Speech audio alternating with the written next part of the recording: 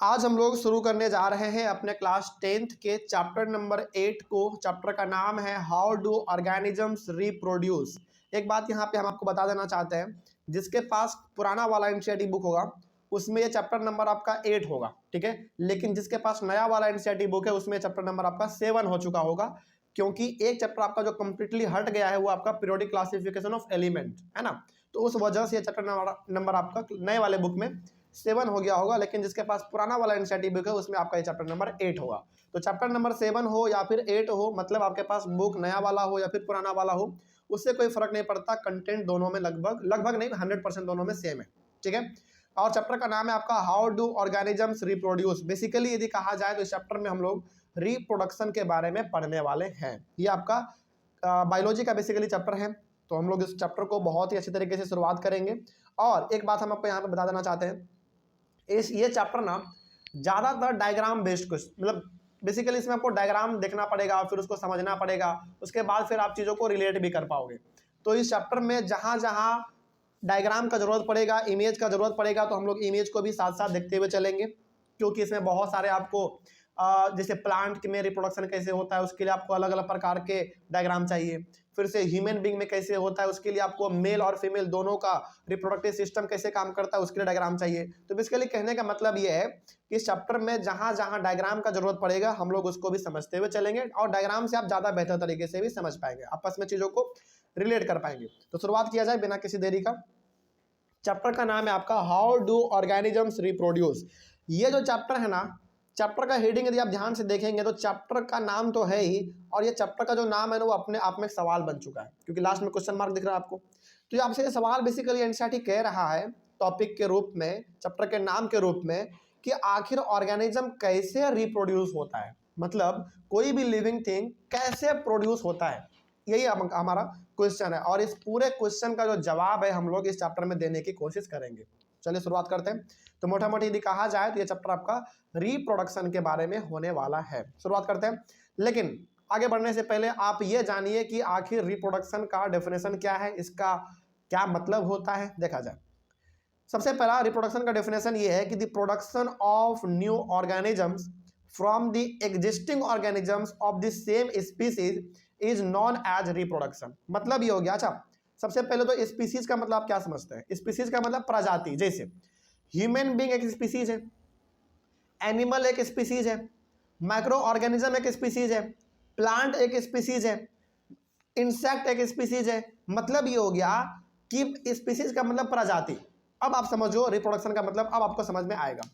जब एक existing organism, मतलब कि जो लिविंग थिंग पहले से हमारे पास है, जब वो अपने बच्चों को जन्म दे देता है, यही हमारा कहलाता है रिप्रोडक्शन। सिंपल सी बात है। जैसे एग्जांपल के तौर पे आप ऐसे समझिए, एनिमल, क्या एनिमल एक स्पीसीज है, प्रजाति है? बिल्कुल है, ठीक है। जैसे एग्जांपल लेते हैं हम लोग काऊ का, यानी कि गाय का। गाय अपने बच्चों को जन्म देती है, तो गाय यहाँ पे जो बच्चों को जन्म दे रही है, वो जो गाय है वो तो पहले से एग्जिस्टिंग है ना, एग्जिस्ट करती है पहले से, मतलब कि वो पहले से है। उन्होंने अपने बच्चों को जन्म दिया, तो वही हमारा कहला जाएगा रिप्रोडक्शन। सिंपल सा है, इसका डेफिनेशन बहुत सिंपल है। The production of new organisms from the existing organism. Existing organism मतलब हाँ, जो प्रजाति एग्जिस्ट करता है। जैसे गाय पहले से है हमारे पास, उसी प्रकार से मुर्गी पहले से है हमारे पास। तो जो पहले से है वो जब अपने बच्चों को जन्म देते हैं, यानी कि जब अपने ऑर्गेनिज्म को प्रोड्यूस करते हैं, तो वही हमारा कहलाता है रिप्रोडक्शन, ठीक है। आगे बढ़ते हैं फिर। In other words, reproduction is the creation of new living things from the existing living things. क्या रिप्रोडक्शन को हम दूसरे शब्दों में ऐसे नहीं कह सकते हैं क्या? बिल्कुल कह सकते हैं। दूसरे शब्दों में रिप्रोडक्शन को हम ये भी कह सकते हैं कि रिप्रोडक्शन का सिंपल सा मतलब है न्यू लिविंग थिंग्स का क्रिएशन होना। सही बात है। मतलब ये हो गया कि जैसे मान लीजिए कि आपके घर में ना एक, चलो आपके रिश्तेदार में मान लो कि एक बेबी ने जन्म लिया। मतलब क्या हुआ? मतलब ये हुआ कि आपके परिवार में एक नए लिविंग बीइंग का क्रिएशन हो गया। सिंपल सी बात है। तो रिप्रोडक्शन का सिंपल सा मतलब यही होता है कि एक नए लिविंग थिंग्स का क्रिएशन होना, एक नए लिविंग थिंग का रिप्रोड्यूस होना, वही हमारा रिप्रोडक्शन कहलाता है, ठीक है। आगे बढ़ते हैं फिर। उसके बाद पॉइंट है reproduction is essential for the survival of species on this अर्थ। इसका मतलब क्या हुआ समझिए। इस स्टेटमेंट का मतलब क्या हुआ, बहुत ध्यान से समझिएगा। और कई बार ना एग्जाम में ये पूछ लिया जाता है कि रिप्रोडक्शन क्यों जरूरी है। बात समझ में आ रही है? चलिए देखते हैं क्या लिखा हुआ। कह रहा है reproduction is essential for the survival of a species on this अर्थ। मतलब यदि किसी प्रजाति को इस पृथ्वी पर लंबे समय तक रहना है तो उसके लिए क्या करना पड़ेगा? समय समय पर अपने बच्चों को जन्म देते रहना पड़ेगा। अच्छा, इसका ना एग्जांपल आपको सबसे अच्छा एग्जांपल देते हैं आपको हम डायनासोर का। जैसे हम लोग आज क्या जानते हैं? आज हम लोग ये जानते हैं कि पूरी पृथ्वी से डायनासोर गायब हो चुका है, ठीक है। अच्छा, डायनासोर गायब होने का ना बहुत सारे लोग रीजन ये भी देते हैं कि वोल्केनो फटा, यानी कि ज्वालामुखी फटा और सारे डायनासोर मर गए। पहला कुछ लोग ऐसे भी रीजन देते हैं, और कुछ लोग रीजन ये बताते हैं कि धरती हिला, धरती फटा यानी कि अर्थक्वेक आया और सारे डायनासोर उसी के नीचे चले गए, ऐसा कहते हैं। लेकिन आप एक खुद कॉमन सेंस अपना लॉजिक लगाइए, आप बताइए कि डायनासोर यदि हमारे पास था तो हर जगह पर होगा, इंडिया में भी, ऑस्ट्रेलिया में भी, अमेरिका में भी, हर जगह पर होगा, ठीक है। तो क्या हर जगह पर एक ही समय में धरती फटा होगा? बिल्कुल भी गलत बात है। उसी प्रकार से क्या हर जगह पर ज्वालामुखी एक ही बार में फट गया होगा? बिल्कुल भी नहीं। इसका मतलब है कि ये जो रीजन लोग देते हैं कि डायनासोर गायब हो गया, इसका मतलब है कि एक ही बार ज्वालामुखी फटा और सारे मर गए, या फिर धरती फटा और सारे डायनासोर उसी के नीचे चले गए। ये रीजन बहुत गलत है। इसका मतलब डायनासोर आज हमारे पास क्यों नहीं है, इसका सबसे बड़ा रीजन पता है? इसका सबसे बड़ा रीजन ये है कि उन्होंने अपने स्पीसीज को आगे बढ़ाया ही नहीं, यानी कि उन्होंने अपने बच्चों को जन्म दिया ही नहीं। यदि जन्म देते तो डायनासोर आज भी हमारे पास दिखता। उसी प्रकार से आप ऐसे समझिए, जैसे सपोज कीजिए कि आपके फैमिली मेंबर में 10-20 आदमी है, मान लीजिए। यदि वो अपने बच्चों को जन्म नहीं देंगे तो क्या आपका फैमिली आगे बढ़ पाएगा? नहीं बढ़ पाएगा, सिंपल सी बात है। उसी प्रकार से अब आप अपना फैमिली छोड़ो, पूरे ह्यूमन बीइंग के बारे में सोचो। अच्छा, एग्जांपल के तौर पे हमारे भारत का पॉपुलेशन आज 140 करोड़ है, ठीक है। यदि 140 करोड़ पॉपुलेशन है तो ऑब्वियस सी बात है उसमें आधा पॉपुलेशन महिलाओं का होगा। यदि महिलाएं अपने बच्चों को जन्म देना बंद कर दे मुश्किल से मुश्किल 100 साल, 150 साल, 200 साल तक, क्या आपको इस पृथ्वी पर एक भी ह्यूमन बीइंग दिखेगा? बिल्कुल नहीं दिखेगा। इसका मतलब हो गया कि रिप्रोडक्शन इसलिए जरूरी है ताकि उस स्पीसीज का सर्वाइवल इस धरती पर हो सके, यानी कि लंबे समय तक यदि आपको टिकना है तो आपको बच्चे को जन्म देना पड़ेगा। जैसे हम लोग कहते हैं ना कि जैसे एग्जाम्पल के तौर पे बहुत सारे ऐसे कहावत हमारे इंडिया में है कि जब शादी ब्याह होता है तो सबसे पहले बड़े बुजुर्ग लोग कहते हैं कि खुशखबरी कब सुना रहे हो। इसका मतलब है कि भाई अपने बच्चों को आप जन्म दो, तभी आपका जनरेशन आगे बढ़ पाएगा, नहीं तो फिर आपका जनरेशन पीछे छूट जाएगा। तो यदि आपसे कोई पूछे कि रिप्रोडक्शन जरूरी क्यों है, इसलिए जरूरी है ताकि कोई भी स्पीसीज का जो सर्वाइवल है वो धरती पर बना रहे, वो कंप्लीटली खत्म ना हो जाए। जिस प्रकार से डायनासोर ने अपने स्पीसीज को आगे नहीं बढ़ाया, इसीलिए वो आज खत्म हो गया। बात समझ में आ रही है? आगे बढ़ते हैं फिर। तो यही हमारा है, यदि कोई पूछे कि रिप्रोडक्शन इसेंशियल क्यों है, इसलिए जरूरी है ताकि स्पीसीज का सर्वाइवल धरती पर रहे, यानी कि कोई भी प्रजाति धरती पर रहे, इसलिए रिप्रोडक्शन करना पड़ेगा, बच्चों को जन्म देना पड़ेगा, तभी आपका जनरेशन आगे बढ़ पाएगा। आगे, so living organisms produce more organisms of their kind to maintain the life of their species on this earth. तो यदि और यहाँ पे ये हकीकत भी है कि हर लिविंग बीइंग ये चाहता है कि हमारा जनरेशन आगे बढ़ता रहे, इसीलिए वो हर स्पीसीज अपने बच्चों को जन्म देते हैं। जैसे प्लांट भी ये चाहता है कि हमारा जनरेशन आगे बढ़ता रहे, इसीलिए प्लांट अपने बच्चों को लगातार जन्म देते रहते हैं, ठीक है। उसी प्रकार से ह्यूमन बीइंग काम करता है, उसी प्रकार से एनिमल काम करता है, उसी प्रकार से मछली, उसी प्रकार से मुर्गी, उसी प्रकार से आपका कीड़ा मकोड़ा, हर कोई, यानी कि हर लिविंग थिंग ये चाहता है कि हमारा जनरेशन आगे बढ़ता रहे, इसीलिए उसको अपने बच्चों को जन्म देना पड़ेगा। जन्म नहीं देंगे, जनरेशन उसका पीछे छूट जाएगा, सिंपल। और वो कंप्लीटली एक समय ऐसा आएगा जब पूरी तरीके से धरती से गायब हो चुके होंगे, ठीक है। आगे, तो इसीलिए जरूरी है रिप्रोडक्शन, इसलिए जरूरी है क्योंकि ताकि आपका जो स्पीसीज का जनरेशन है वो लगातार चलता रहे आपका, ठीक है। आगे, for example reproduction by human beings ensures that the human species will continue to exist on this earth for all the time to come। Example बहुत अच्छा है ह्यूमन बीइंग का। ह्यूमन बीइंग जब तक अपने बच्चों को जन्म देते रहेंगे तब तक उनका प्रजाति इस धरती पर आपको दिखता रहेगा। जिस दिन महिलाओं ने 100 साल, 150 साल जन्म देना बंद कर दिया, उसी 100 साल के बाद, 200 साल के बाद आपको पृथ्वी पर एक भी आदमी देखने को नहीं मिलेगा। तो सिंपल सा ये बेसिकली आप कह सकते हैं कि इस चैप्टर का ये इंट्रोडक्शन था, और इसमें सबसे बड़े एक क्वेश्चन का आपने जवाब ये समझा कि रिप्रोडक्शन इसेंशियल क्यों है। इसेंशियल इसलिए है ताकि आपका जो जनरेशन है वो आगे बढ़ता रहे। यदि आप ऐसा नहीं चाहते हैं तो रिप्रोडक्शन मत करो, आपका जनरेशन ऑटोमेटिकली खत्म हो जाएगा, जैसा डायनासोर का खत्म हो गया। ठीक है, आगे बढ़ते हैं। तो ये था हमारा बेसिकली इस चैप्टर का एक छोटा सा इंट्रोडक्शन जो कि हम लोग कह सकते हैं। आगे बढ़ते हैं। अब अगला हमारा इसमें है सबसे पहला टॉपिक आपका एनसीईआरटी का, सबसे पहला टॉपिक एनसीईआरटी का, do organisms create exact copies of themselves. ठीक है, ये आपका एनसीईआरटी का पहला टॉपिक है और आपको पता है कि टॉपिक के अनुसार ही हम लोग चलेंगे, तो बहुत ध्यान से इसको समझिएगा। अब ये टॉपिक कह क्या रहा है इसको हम लोग समझेंगे और लास्ट में क्वेश्चन मार्क लग गया मतलब इसका जवाब भी हम लोग ढूंढने की कोशिश करेंगे। सबसे पहले आप यहाँ पे समझिए, ये कह रहा है कि do organisms create exact copies of themselves. इसका मतलब ये हो गया कि जब किसी बच्चे का जन्म होता है तो क्या उस बच्चे में वो सारा गुण, सारा लक्षण, सारा फीचर्स आ जाता है जो उसके माता पिता का होता है? बिल्कुल भी नहीं। जैसे देखिए, हम लोग अपने इंडियन सोसाइटी में क्या कहते हैं, यदि बच्चा जन्म लेता है तो हम लोग नॉर्मली कहते हैं ना अपने आम बोलचाल में कि बच्चा माँ पे गया है, बच्चा अपने फादर पे गया है। लेकिन क्या वो बच्चा पूरी तरीके से माँ पे चल जाता है क्या? नहीं, बिल्कुल भी नहीं। या फिर क्या वो बच्चा पूरी तरीके से अपने फादर पे जाता है क्या? कभी भी नहीं। इसका मतलब ये हो गया कि जो ऑर्गेनिज्म हमारा प्रोड्यूस होगा क्या वो बिल्कुल उसी तरीके का दिखेगा जैसा उसका माता पिता है? बिल्कुल भी नहीं। ये तो कोई भी देख के बता देगा कि हाँ ऐसा कभी नहीं होता है। लेकिन हाँ ये सही है कि कुछ गुण, कुछ फीचर्स माता पिता का उस बच्चे में आता है, लेकिन कंप्लीटली नहीं आता है। क्या एग्जैक्ट कॉपी बनेगा? वो कभी नहीं बनने वाला। जैसे एग्जांपल के तौर पे समझिए, जैसे मेरा जन्म हुआ तो मेरे बॉडी का शेप, साइज, ये सब चीज मेरा अलग है, ठीक है। लेकिन क्या मेरा बॉडी का शेप, साइज, क्या हर चीज मेरे फादर से मिलता है क्या? बिल्कुल भी नहीं।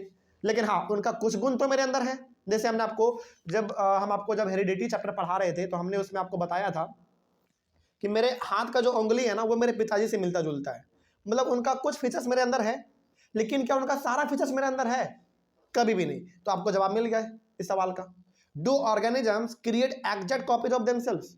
बिल्कुल भी नहीं। यानी कि जो ऑर्गेनिज्म हमारा प्रोड्यूस होगा वो बिल्कुल अपने माता पिता के जैसा नहीं होगा। हाँ थोड़ा कुछ मिल सकता है फीचर्स, वो हर किसी में होता है, थोड़ा बहुत मिल जाता है, लेकिन पूरा फीचर्स नहीं मिलने वाला आपको। लेकिन इसी को बायोलॉजी के टर्म में कैसे लिखेंगे थोड़ा सा बात करते हैं इसके बारे में।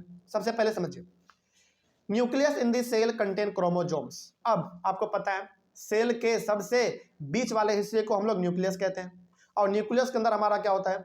क्रोमोसोम होता है। आगे, chromosomes contain information for inheritance of features from parents to next generation in the form of DNA. आगे बढ़ते हैं।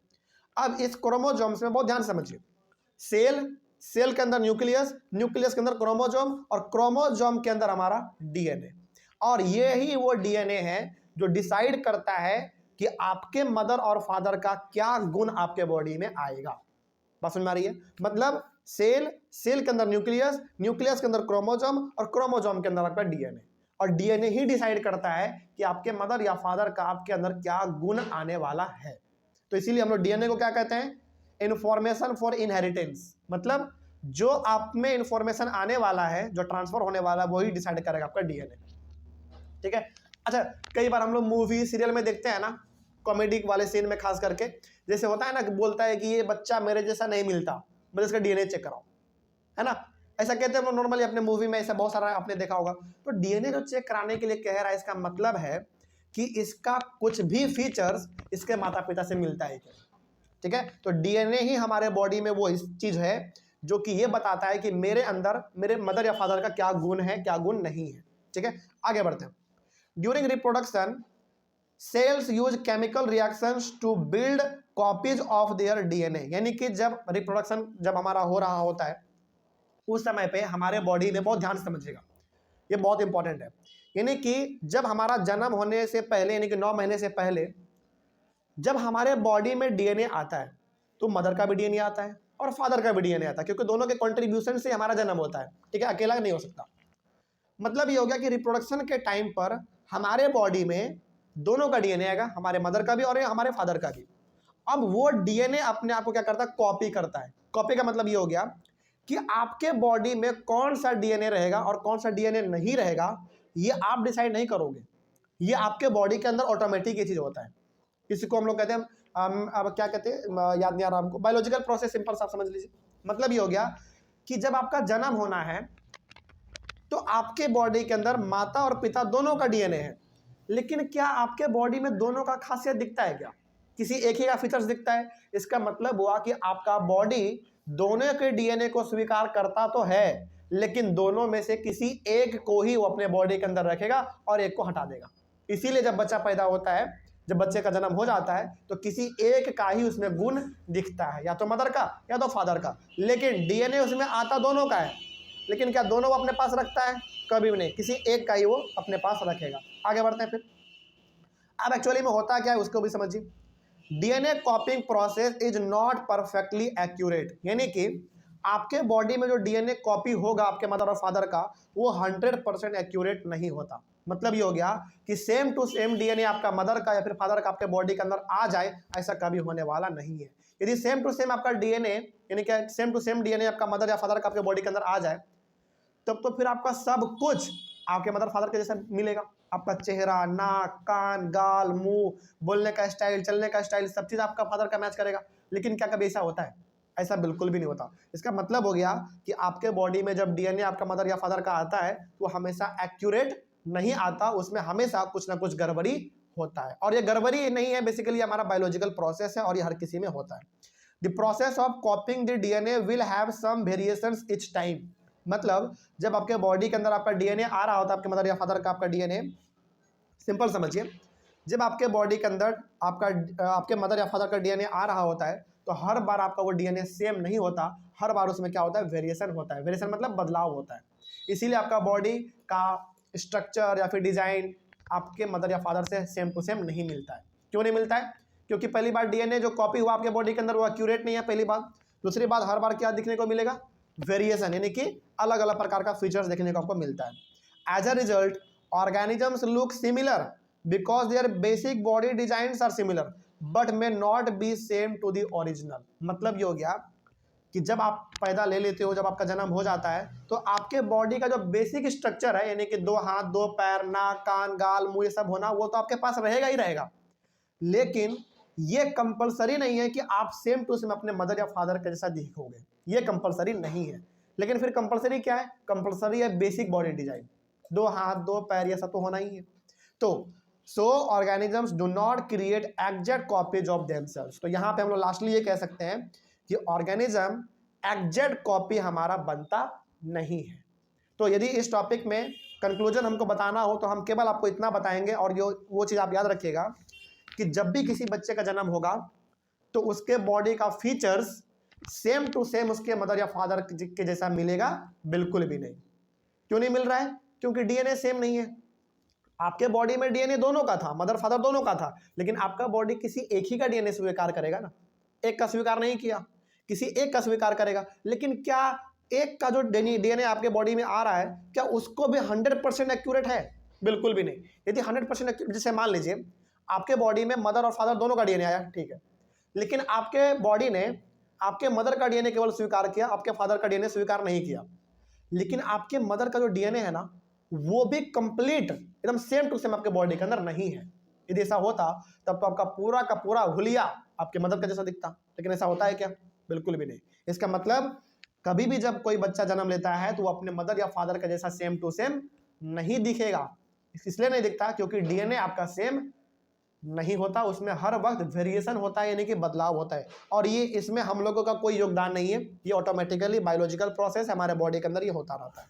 ठीक है, आगे बढ़ते हैं। तो अब मेरे हिसाब से आपको इस टॉपिक का जवाब मिल गया होगा कि do organisms create exact copies of themselves? बिल्कुल भी नहीं। यानी कि अपना मतलब एग्जैक्ट कॉपीज तो हमारा प्रोड्यूस नहीं होता, उसमें कुछ ना कुछ वेरिएशन आपको दिख जाते हैं। जब भी इस प्रकार का सवाल आ जाए तो आप ये 5-6 पॉइंट इसमें हैं, इसको आप लिख दीजिएगा। ठीक है, अगला आते हैं द इंपॉर्टेंस ऑफ वेरिएशन। अच्छा, सबसे पहले आप समझो वेरिएशन होता है क्या है। हालांकि आपने यहाँ पे एक वर्ड और देखा था अभी तुरंत, वेरिएशन। वेरिएशन का सिंपल सा मतलब है कि आपका बॉडी का हुलिया सेम टू सेम आपके मदर या फादर का जैसा नहीं दिखेगा, यानी कि वेरिएशन है। वेरिएशन मतलब बदलाव है। तो इस बदलाव का क्या खासियत है, इस बदलाव का क्या इंपॉर्टेंस है, देखते हैं।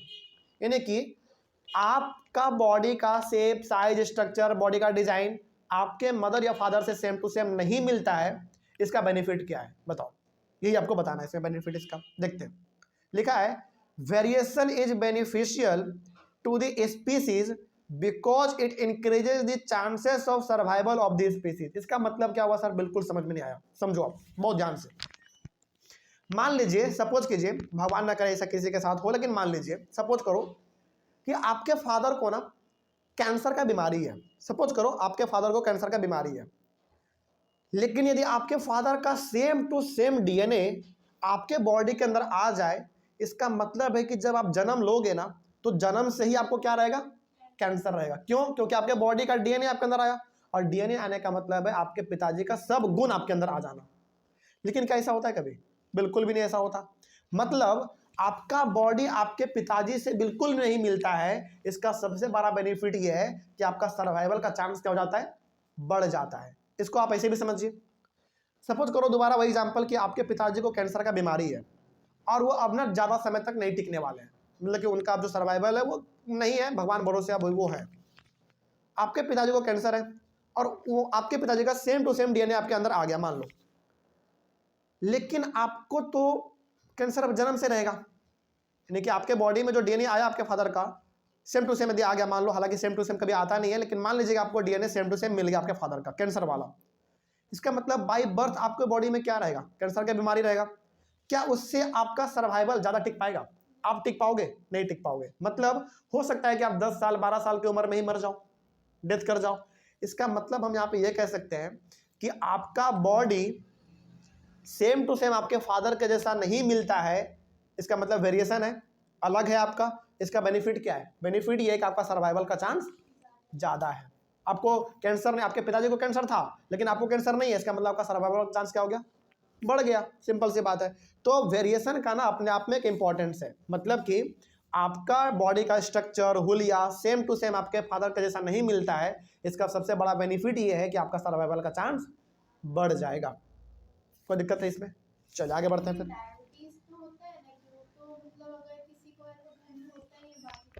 डायबिटीज देखो बताते हैं इसका एग्जांपल। सपोज करो कि आपके पिताजी को डायबिटीज है, जैसे आपने एग्जांपल दिया, आपके पिताजी को डायबिटीज है, लेकिन क्या ये डायबिटीज उस समय पर था आपके पिताजी को जब आपका जन्म हुआ? ये आपको पता करना पड़ेगा।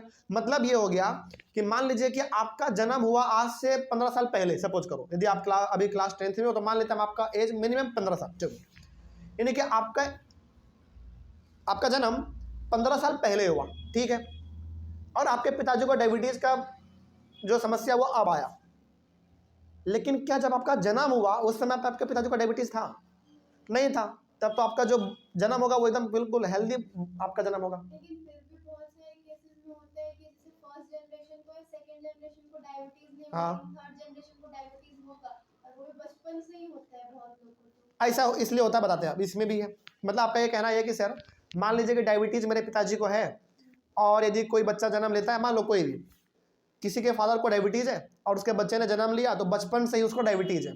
इसका मतलब पता है क्या हुआ? इसका मतलब ये हो गया कि उसके पिताजी का कुछ डीएनए एग्जैक्ट कॉपी हो गया। इसीलिए तो कई सारे ऐसे, हालांकि आपका कहना सही था कि सर किसी किसी बच्चे में तो कोई बीमारी हम लोग बचपन से देखते हैं। तो आप ये देखो कि वो बच्चे को जो बीमारी है, क्या वो बीमारी उसके मदर या फादर को है कि नहीं। यदि है, पहली बात, तो बहुत कम चांस है कि वही बीमारी अपने बच्चों में ट्रांसफर हो जाए। बहुत कम ऐसा होता है, लेकिन बहुत ही रेयर केस में ऐसा होता है कि सेम टू सेम बीमारी बच्चे को भी हो जाए, और ऐसा हुआ है कई बार। मतलब मान लीजिए कि आपके फादर को डायबिटीज का समस्या है, और आपका जन्म हुआ और आपको जन्म से ही डायबिटीज नहीं है। इसका मतलब आप बहुत ही भाग्यशाली हो। क्यों पता है? क्योंकि आपके फादर का सेम टू सेम डीएनए आपके अंदर मैच नहीं किया, इसीलिए आपका डायबिटीज नहीं हुआ। लेकिन यदि किसी बच्चे को जन्म से ही कोई समस्या है, इसका मतलब है कि उसके फादर या फिर मदर का जो डायबिटीज का समस्या है, उसका कुछ हिस्सा इसके बॉडी में ट्रांसफर हो गया डीएनए के रूप में, जो कि आगे चल के भी उसको परेशान करता है। तो ये चीज़ आपको समझ में आना चाहिए। अब कोई दिक्कत नहीं इसमें। तो वेरिएशन का मतलब समझाया, आपका सर्वाइवल का चांस को ये बढ़ा देता है। आगे बढ़ते हैं आगे। If the environmental conditions change so drastically that survival becomes difficult and if there is no variation then the entire species would be destroyed. अच्छा, इसका मतलब ना थोड़ा सा आप इसको ऐसे समझिए। बहुत अच्छा एग्जांपल देते हैं आपको। चलो मान लो कि ऐसे बहुत सारे प्लांट है जिसका नया नया जन्म हुआ है, ठीक है। मतलब ये हो गया कि ऐसे बहुत सारे प्लांट है जिसका कि नया नया जन्म हुआ है, ठीक है। लेकिन जिस प्लांट ने उनको जन्म दिया ना, वो प्लांट ज़्यादा गर्मी बर्दाश्त नहीं कर सकता था। सपोज कीजिए, चलिए मान लीजिए इसका ना एग्जाम्पल हम, चलो प्लांट को छोड़ो, आप नहीं समझ पा रहे हो वो उतना, ऐसे समझो। एक गाय है, गाय ने अपने बच्चों को जन्म दिया, लेकिन गाय ने जो अपने बच्चों को जन्म दिया ना, गाय का खासियत ये था कि तुरंत इसको बीमारी हो जाता था। मतलब कि थोड़ा सा सर्दी आया तुरंत बीमार पड़ जाती थी गाय, थोड़ा सा गर्मी आया तुरंत गाय बीमार पड़ जाती थी, यानी कि बीमारी का समस्या लगभग गाय में बना रहता था, ठीक है। लेकिन बच्चे ने जो जन्म लिया उसमें यह समस्या नहीं है। मौसम कितना भी बदले, गाय के बच्चों को कोई बीमारी नहीं हो रहा है, कोई समस्या नहीं हो रहा है। इसका मतलब पता क्या हुआ? इसका मतलब ये हो गया कि उस बच्चे का जो सर्वाइवल का चांस था वो बढ़ गया, और उन्होंने बदलते इन्वायरमेंट के साथ अपने आप को क्या कर लिया? चेंज कर लिया। इसीलिए वेरिएशन का सबसे बड़ा फायदा ये है कि आपका सर्वाइवल का चांस बढ़ जाता है। मतलब जिस चीज का समस्या आपके माता पिता को है, जिस चीज का डर आपके माता पिता को है, वो डर आपके बॉडी के अंदर नहीं होता, इस वजह से आपका सर्वाइवल थोड़ा सा बढ़ जाता है। कोई डाउट इसमें? आगे बढ़ते हैं, फिर आगे बढ़ा जाए तो वही इसमें लिखा था, if the environmental conditions change so drastically that survival becomes difficult and if there is no variation then the entire species would be destroyed. इसका सिंपल सा मतलब ये हो गया कि मान लीजिए कि आपको जिसने जन्म दिया वो ना बहुत ही ज़्यादा बीमार पड़ते हैं, मौसम चेंज होता है तुरंत बीमार पड़ जाते हैं, लेकिन आपने जब जन्म लिया तो आपके साथ ऐसा है कि चाहे कितना ही मौसम बदल जाए आप बीमार नहीं पड़ते हो। इसका मतलब आपके बॉडी ने क्या कर लिया पता है? बदलते हुए मौसम को अपने अंदर ढाल लिया। मतलब उस बॉडी में एडवांस कैरेक्टरिस्टिक्स, बिल्कुल, उस बॉडी में एडवांस कैरेक्टरिस्टिक्स आ चुका है, ज़्यादा बढ़िया फीचर्स आ चुका है, ठीक है। यही इसका कहने का मतलब था। आगे, if variation is present then organisms can survive and the entire species would not be destroyed. यानी कि यदि आपके अंदर वेरिएशन है, जैसे मान लीजिए कि आपके गाय है वो बहुत जल्दी बीमार पड़ जाती है, लेकिन आप ना जल्दी बीमार नहीं पड़ते हो, आपका बॉडी जो है ना बिल्कुल अलग तरीके से डिजाइन किया गया। लेकिन इसमें क्या होगा? आपका ये होगा कि आप जल्दी बीमार नहीं पड़ोगे, पहली बात। दूसरी बात, आपका सर्वाइवल का चांस क्या हो जाएगा? बढ़ जाएगा। तो बेसिकली ये जो इंपॉर्टेंस ऑफ वेरिएशन है ना, इसमें आप ये समझिए, बहुत ज़्यादा इसमें आपको मतलब घुमा घुमा के नहीं समझना है, बस आप ये समझो इसमें कि जब आपका जन्म होता है तो आपका जो जन्म मतलब जब आपका जन्म हुआ तो आपके बॉडी के अंदर कुछ एडवांस फीचर ऐड होते हैं, और वो फीचर्स आपके माता पिता के पास नहीं होते हैं। तो इसका मतलब हो गया कि यदि कोई समस्या माता पिता के साथ हो रहा है तो हो सकता है वो समस्या आपके साथ ना हो, क्योंकि आपका बॉडी थोड़ा सा एडवांस है। तो इससे क्या हो जाएगा? आपका सर्वाइवल का चांस बढ़ जाएगा, यानी कि आप ज़्यादा लंबे समय तक टिक पाओगे। वही हमारा इंपॉर्टेंस ऑफ वेरिएशन। आगे, दस variation is useful for the survival of species over time. यानी कि यदि आप चाहते हो कि कोई स्पीसीज लंबे समय तक टिके, इसके लिए जरूरी ये है कि उसके अंदर, उसके बॉडी के अंदर वेरिएशन होना चाहिए, यानी कि उसके बॉडी के अंदर एडवांस फीचर्स होने चाहिए, ऐसे फीचर्स जो कि उसके माता पिता के पास नहीं था, ठीक है। यही था हमारा इंपॉर्टेंस ऑफ वेरिएशन। अच्छा, इंपॉर्टेंस ऑफ वेरिएशन का ना, चलिए हम आपको एक एग्जांपल और अच्छा देते हैं, ठीक है। और ये एकदम रियल लाइफ एग्जांपल है, ठीक है, इसको आप समझिएगा। बहुत बार आप ऐसा देखते हैं कि बच्चे ने नॉर्मल जन्म लिया, एकदम आराम से बच्चे का जन्म हुआ, ठीक है। बच्चा आराम से 15 दिन, 20 दिन, 1 महीना, 2 महीना आराम से था, सब चीज नॉर्मल था। लेकिन अचानक क्या होता है? बच्चे का ना तबियत बिगड़ना शुरू हो जाता है, अचानक अपने आप, पता नहीं कैसे हुआ, लेकिन अपने आप बिगड़ना शुरू हो जाता है। फिर आपने ये भी आपने देखा होगा कि 2 महीने 3 महीने के बाद बच्चे का डेथ हो जाता है, एकदम बिना किसी कारण का डेथ हो गया। ऐसा क्यों हुआ पता है? ऐसा इसलिए हुआ क्योंकि उस बच्चे के बॉडी ने बदलते हुए इन्वायरमेंट को एक्सेप्ट नहीं कर पाया, इसीलिए बच्चा मर गया। लेकिन बहुत सारे बच्चे ऐसे होते हैं, मोस्ट ऑफ द चिल्ड्रन, जो बच्चे जन्म लेते हैं, उनका बॉडी बदलते हुए मौसम के साथ चेंज अपने आप को कर लेता है, इसीलिए वो सर्वाइव कर जाता है। लेकिन जो अपने आप को चेंज नहीं कर पाता है, उनका डेथ हो जाता है। कई बार मतलब टीवी में, न्यूज़पेपर में कई बार ऐसे केस आते हैं कि बच्चे का एकदम नॉर्मल जन्म हुआ, 3-4 महीना बच्चा बहुत अच्छा था, लेकिन अचानक बीमारी शुरू हुआ, कुछ बॉडी के अंदर कुछ गड़बड़ी हुआ और वो बच्चा मर गया। यहाँ पे जो कुछ बीमारी हुआ ना, वो एक्चुअली में बीमारी नहीं था, एक्चुअली में उसका बॉडी बदलते हुए मौसम को एक्सेप्ट नहीं कर पाया, उसके अनुसार वो अपने आप को ढाल नहीं पाया, इसलिए वो मर गया। कोई दिक्कत इसमें? लेकिन मान लीजिए कि जिसका इम्यून सिस्टम बहुत अच्छा है, जो अपने बॉडी को चेंज कर सकता है बदलते हुए मौसम के साथ, क्या वो मरेगा कभी? बिल्कुल नहीं मरेगा। और ऐसा कब होगा? तब होगा जब बॉडी के अंदर आपका क्या हो, वेरिएशन हो, यानी कि आपका बॉडी आपके माता पिता के बॉडी से थोड़ा सा अलग हो। यदि सेम रहेगा तो ऑब्वियस ही बात है ना, यदि आपके माता पिता भी बदलते हुए मौसम के साथ जल्दी बीमार पड़ते हैं तो अभी बीमार पड़ोगे, ऑब्वियस ही बात है। लेकिन क्या ऐसा होता है हर किसी के साथ? ऐसा नहीं होता। बच्चा थोड़ा सा, चूंकि वेरिएशन अलग है, दोनों अलग है, माता पिता अलग है, बच्चा अलग है, इसीलिए बच्चा लंबे समय तक टिक जाता है। तो बेसिकली एक पॉइंट जो आपको इसमें लिखना है, चाहे आप इसको कितने भी अच्छी तरीके से सजा के लिखो, आपके ऊपर डिपेंड करता है, लेकिन एक बात आप उसमें जरूर ऐड कीजिएगा इस टॉपिक में, इंपॉर्टेंस ऑफ वेरिएशन में, कि वेरिएशन की वजह से स्पीसीज का जो सर्वाइवल है वो क्या हो जाता है, बढ़ जाता है। ये आपको जरूर लिखना है। हालांकि ये तो आपके ऊपर डिपेंड करता है कि आप इस स्टेटमेंट को कितने बेहतर तरीके से सजा के लिख सकते हो, लेकिन एक पॉइंट आपको हर बार ये ध्यान रखना है कि वेरिएशन का जो इंपॉर्टेंस है वो ये है कि बच्चे का, यानी कि बेबीज का सर्वाइवल का चांस थोड़ा सा बढ़ जाता है, माता पिता के कंपैरिजन में बढ़ जाता है। कोई दिक्कत नहीं इसमें। चलो ये टॉपिक हमारा कंप्लीट हुआ। अगले वाले क्लास में हम लोग डिस्कस करेंगे टाइप्स ऑफ रिप्रोडक्शन। अच्छा, एनसीईआरटी में ना टाइप्स ऑफ रिप्रोडक्शन टॉपिक को आप ढूंढोगे तो आपको नहीं मिलेगा, देख लो मिल रहा है। इंपॉर्टेंस ऑफ वेरिएशन के बाद कुछ अलग टॉपिक होगा आपके पास। हाँ, modes of reproduction used by single organisms, ये वाला टॉपिक है। लेकिन इस टॉपिक को शुरू करने से पहले हम चाहेंगे कि आप टाइप्स ऑफ रिप्रोडक्शन समझो।